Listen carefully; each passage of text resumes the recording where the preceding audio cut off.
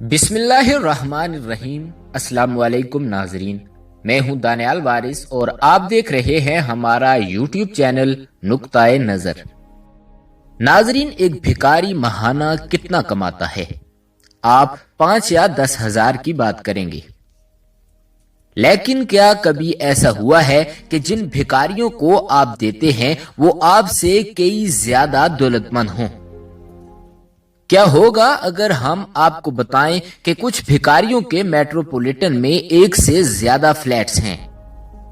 تو کیا آپ نے ایسے امیر بھکاریوں کی مالیت کے بارے میں سوچا ہے؟ آج ہم آپ کو دنیا کے 5 ایسے بھکاریوں کے بارے میں بتائیں گے جن کی ماہانہ آمدنی جان کر آپ کو یقین کرنا مشکل ہو جائے گا۔ مگر ویڈیو میں آگے بڑھنے سے پہلے اگر آپ ہمارے چینل پر نئے ہیں تو برائے مہربانی ہمارے چینل کو سبسکرائب کریں، جہاں آپ کو دنیا بھر کی تاریخی اور منفرد معلومات پر مبنی ویڈیوز ملتی رہیں گی۔ ناظرین، پہلے نمبر پر آتی ہے 1 ملین امریکی ڈالر سے زیادہ مجموعی مالیت کی مالک عائشہ۔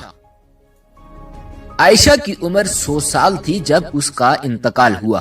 اس کی موت کے بعد عائشہ کے بچپن کی دوست نے اس کے اثاثوں کی تفصیلات ظاہر کی، جن کی مالیت 10 لاکھ امریکی ڈالرز تھی۔ یہ انکشاف اس کے بہت سے پڑوسیوں کے لیے صدمے کے طور پر سامنے آیا جو اس کی اتنی زیادہ دولت سے بے خبر تھے۔ عائشہ کی دوست کے مطابق اس کی زیادہ تر دولت 50 سال سے بھیک مانگنے سے اکٹھی ہوئی تھی۔ عائشہ کی جائیدادوں میں کئی خاندان مفت رہتے ہیں۔ ان کا کہنا ہے کہ بوڑھی عورت نے ان سے کبھی کرایہ نہیں وصول کیا۔ عائشہ کی دوست کا کہنا تھا کہ اس نے کئی بار اپنی دوست کو بھیک نہ مانگنے کا کہا، مگر عائشہ نے ہمیشہ اس بات سے انکار کر دیا۔ عائشہ کا کہنا تھا کہ وہ یہ ساری دولت اپنے مشکل وقت کے لیے اکٹھی کر رہی ہے۔ ناظرین، دوسرے نمبر پر آتے ہیں ممبئی میں 2 پرآسائش فلیٹس کے مالک، بھارت سے تعلق رکھنے والے بھرت جین۔ ناظرین، مکیش امبانی ہندوستان کے سب سے امیر آدمی ہیں۔ وہ واحد ہندوستانی ہیں جو اکثر دنیا کے سب سے اوپر 10 امیر ترین آدمیوں میں شامل ہوتے ہیں۔ تاہم ہندوستان کا سب سے امیر ترین بھکاریوں کی فہرست میں مکیش امبانی سے بھی بہتر مقام پر فائز ہے۔ بھرت جین ایک مشہور شخصیت بن گئے جب ہندوستان کو ان کی دولت کے بارے میں معلوم ہوا جو مکمل طور پر بھیک مانگنے سے جمع کی گئی تھی۔ وہ 8 سے 10 گھنٹے بھیک مانگ کر روزانہ 3 سے 4 ہزار انڈین روپے کماتا ہے۔ بھرت کی آمدنی ایک عام ہندوستانی کی اوسط آمدنی سے 3 گنا زیادہ ہے۔ مسٹر بھرت کے پٹیل نگر میں 2 ایسے اپارٹمنٹس موجود ہیں جن کی مالیت 80 لاکھ انڈین روپے بنتے ہیں۔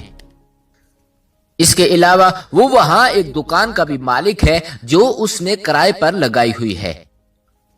اتنا سب کچھ ہونے کے باوجود اس نے مانگنے کو اپنا مستقل پیشہ اختیار کیا ہوا ہے۔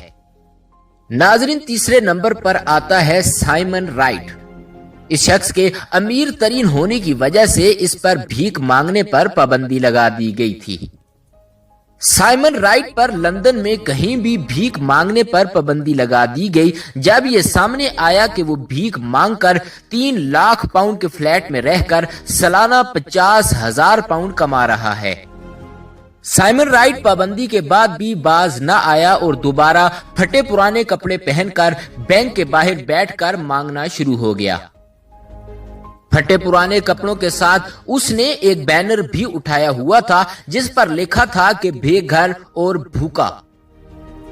جب عدالت کے مجسٹریٹ کو اس بات کا علم ہوا کہ اس نے عدالت کی نافرمانی کرتے ہوئے دوبارہ بھیک مانگنا شروع کر دی تو اس کے بعد عدالت نے مبینہ طور پر اس کو خلاف ورزی کرنے پر 5 سال قید یا لامحدود جرمانے کی سزا سنائی۔ ناظرین، چوتھے نمبر پر ایک ایسے بھکاری کا ذکر کریں گے جو دیکھتے ہی دیکھتے ایک امیر بزنس مین بن گیا۔ ناظرین، ہم بات کر رہے ہیں رونگ فنگ کی۔ ایک ایسا وقت تھا کہ یہ شخص انتہائی غریب تھا، یہاں تک کہ اس کے دن اور رات سڑکوں پر ہی گزرتے تھے۔ وہ بھیک مانگ کر بمشکل اپنا گزر بسر کرتا تھا۔ ایک روز یہ بھکاری ایک نوڈلز کی دکان پر بھیک مانگنے پہنچ گیا۔ دکان کی مالک ایک خاتون تھی جس نے اسے بھیک دینے کے بجائے اضافی رقم دے ڈالی، جس کا مقصد کوئی چھوٹا موٹا کاروبار شروع کرنا تھا۔ اس بھکاری نے اس دی گئی رقم کو ایک چھوٹے سے کاروبار میں لگا دیا۔ دیکھتے ہی دیکھتے یہ کاروبار چمک اٹھا اور بھکاری امیر سے امیر تر ہوتا گیا، یہاں تک کہ رونگ ایک کامیاب بزنس مین بن گیا۔ ایک وقت ایسا بھی آیا کہ یہ بھکاری واپس اسی نوڈلز کی دکان پر پہنچ گیا اور مدد کرنے والی خاتون کو $1.5 سے زائد کی رقم بطور نذرانہ پیش کی، اور آج وہ سڑک پر سونے والا بھکاری لاکھوں ڈالرز کا مالک بن چکا ہے۔ ناظرین، 5ویں نمبر پر آتا ہے ایرن کوری۔ یہ ایک ایسا بھکاری ہے جو اپنے لیے نہیں بلکہ مانگ کر دوسروں کی مدد کرتا ہے۔ ایرن کوری ایک مشہور کامیڈین ہے جس نے اپنے کامیاب کیریئر کے ساتھ بہت سی دولت کمائی۔ وہ $3.5 ملین کی حویلی میں رہتا ہے۔ تاہم ریٹائرمنٹ کے بعد وہ پچھلے 17 سالوں سے مسلسل بھیک مانگ رہے ہیں۔ ایرن یہ بھیک سے کمائی گئی ساری رقم کیوبا میں ایک خیراتی ادارے کو دے دیتا ہے۔ وہ ہر روز $250 سے $300 کے درمیان کماتا ہے، جس کا مطلب ہے کہ اس نے پچھلے 17 سالوں میں صرف بھیک مانگ کر $1 ملین سے زیادہ کما لیا، اور اس نے یہ کمائی گئی ساری رقم ایک خیراتی ادارے کو عطیہ کر دی۔ ناظرین، اس امید کے ساتھ اجازت چاہتے ہیں کہ آپ کو ہماری آج کی یہ معلوماتی ویڈیو پسند آئی ہوگی۔ اسی طرح کی مزید دلچسپ اور معلوماتی ویڈیوز دیکھنے کے لیے جڑے رہیے ہمارے YouTube چینل نقطۂ نظر کے ساتھ۔ ملتے ہیں ہماری اگلی ویڈیو میں۔ خدا رب العزت آپ کا حامی و ناصر ہو۔